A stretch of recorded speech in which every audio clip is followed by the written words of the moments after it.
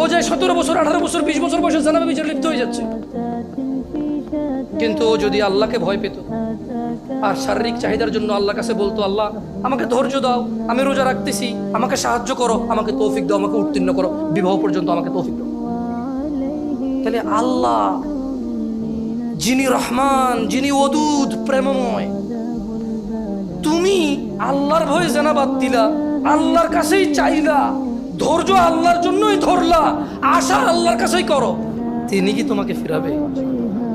তিনি হচ্ছেন উনি যিনি 99 জনকে হত্যা করার পর শুধু উনার কাছে শাস্তির ভয়ে আছে কিনা আমার মুক্তির উপায়, আমার কি ক্ষমা হবে, ক্ষমা কার থেকে?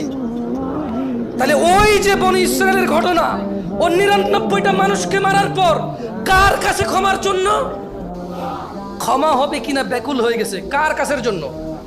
আল্লাহ থেকে। ওকে যাদেরকে মেরে ফেলছে তাদের কাছের জন্য।